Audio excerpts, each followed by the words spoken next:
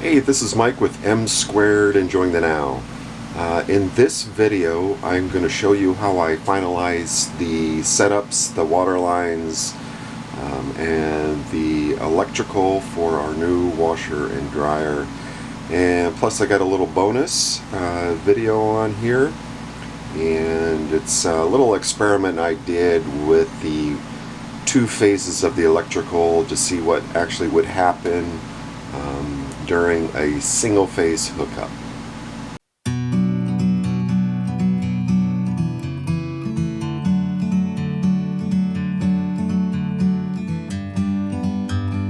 So here's the washer and dryer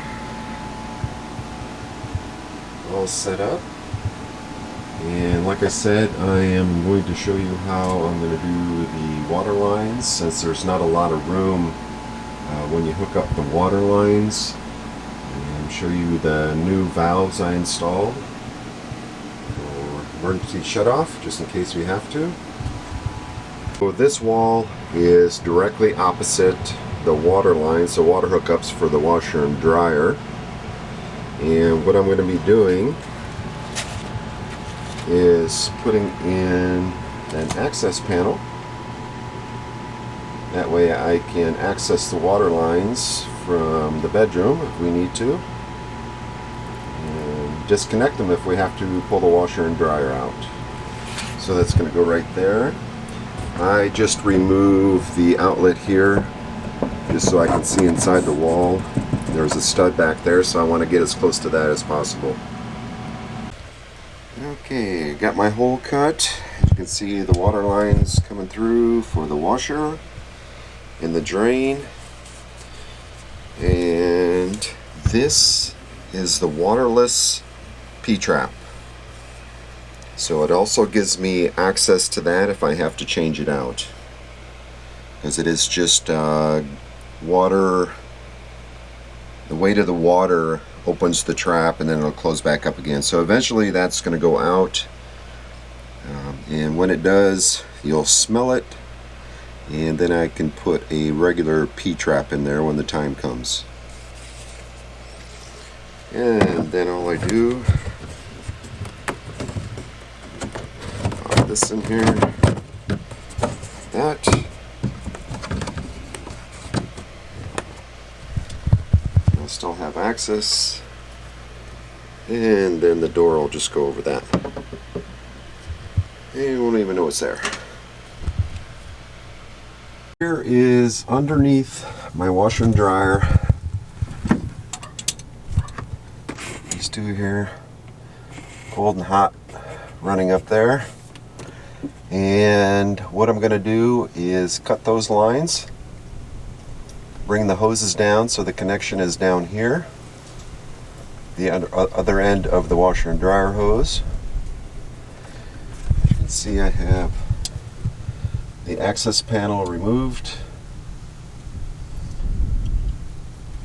and I installed two water shutoffs in case we get a water leak. I can come down here and shut the water off pretty quickly. I didn't want to put anything upstairs, because obviously, as you've seen the washer and dryer, there'd be no way to pull the washer and dryer out to turn anything off. So it's just as easy to come out here, open the door, shut the water off. And the water lines, when I hook those up, the connection will be down here. So I don't have to worry about disconnecting it inside the wall and getting water all over the place. That way it'll be just down here. If anything happens, it'll just get water in the basement and go out.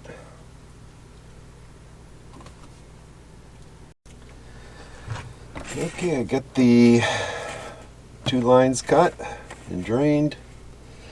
Now I'm going to pull them the rest of the way through, so I have the washer and dryer hose connection down here in the basement. Okay, there we go. This is the actual washer and dryer hose coming down. There's the connections here. And this was a temporary, just so we had a washer and dryer at the time. So what I'm going to do is make a permanent fix. So I'll disconnect here. I'm going to cut this ring off here so I have this fitting. Hooks to here. And then I'm going to clamp them back up there. Hook the hoses back up. And we'll be good to go. Okay, so I have the fittings removed from the old water lines. And now I'm going to show you how to hook them up. And get the washer and dryer lines hooked back up. And this is my nifty little tool here. Battery operated rigid. It's a PEX clamp. All you do is wrap it around there. Open this up. Wrap it around the hose, around the clamp. Press a button and it'll squeeze it perfectly.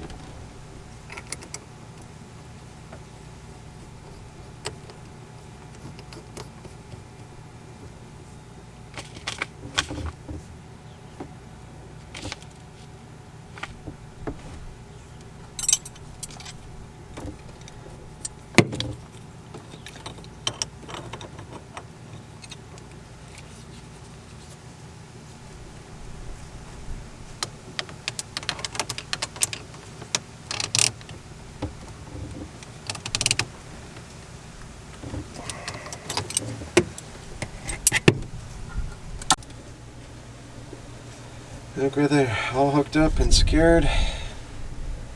Some cable ties there, keep them from flopping around during transit, during our travels.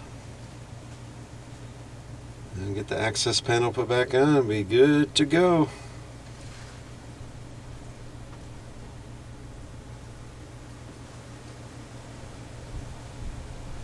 Okay, all done with the hookups. Got everything. All the hoses reconnected, no leaks, all the power's back on, water's back on, we're good to go. I did explain earlier about electrical. in this system. If you watch my previous video, you'll see how I hooked up the two-phase 220 line to it. I did do an experiment at the last park we were at. The pedestal had a 50 amp and a 30 amp hookup. This dryer is a 220 hookup two-phase, and I explained that if you only have a single phase, you could damage the dryer. So what I did is I hooked up to the 30 amp to see what would happen. It was just going to be a quick test. If anything did happen, it wouldn't hurt anything, because I was just testing it out to see if it actually would come on. So what did happen, unfortunately I did not get a picture of it at the time. Maybe next time when I have a 30 amp access I'll show you, but what did happen is when we plugged in and turned the dryer on, we got an error indication. So at the top panel here, so right across here, it said door, D-O-O-R, and I couldn't figure out what the door meant, so I went to the troubleshooting chart in the book, and there was nothing in the book that said if you get an error that says door, what to do about it. And some people would think, well, maybe it's the door switch. There's a little door switch in here. This one right here. This tells the dryer that the door is closed and to activate. This is simply the door lock, so this will keep the door closed when it's running. So if you're ever in that situation and you get the door error and you can't find out what it means, it's usually, or it should be, that you're on a single phase. Maybe some pedestals out there, if you're hooked up to 50 amp, they're not wired right, your system's running because you still have 30 amp coming in, you got a single phase running your stuff, but maybe the dryer's not coming on and you get that door error. Even Googled it, YouTubed it, and there was nothing out there stating that when you get that signal, something is wrong besides the door latch. So I'm gonna post on Google, on GE site, saying when I got the door error, what it meant for me. So it's either one or two things: you're on a single phase, or your door close button isn't working properly. Okay, another part of the install was getting the vent hooked up to the dryer. For a quick recap, our closet, laundry closet, where the washer and dryer goes, dryer up here, washer down here, and I just hooked up the water lines coming from here and the drain, and make sure you zip tie that drain to the drain pipe. You don't want to go bouncing down the road and then use your washer and then the hose come out and get water all over the place. So in the closet itself, they already pre-mark a hole to drill down here for your dryer, and they have a little center line there. Well, our dryer is up here, and the exhaust is approximately right there. So I didn't want to run a 4-inch tube all the way down here.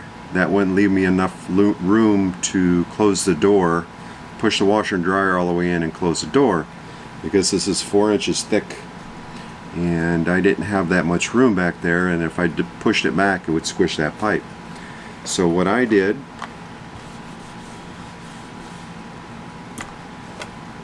I knew how wide the washer and dryer were, which was approximately 24 inches. So I just took the center line, and then I found the center line, the washer and dryer, measured over to where the center line, and then measured up to find where the other center line was, approximately right there, and I just drilled a 4 1/4 inch hole right through there, because that whole back wall, there's no supports except for the laminated outer skin, the insulation, and then the Luan plywood on the inside. So I just drilled a hole, so when I pushed the washer and dryer back, the vent went straight out the hole. There was no curves, no angles, no turns or anything like that. And while Mary was pushing from the inside, I was on the outside feeding the exhaust vent out. And of course you got the sidewall.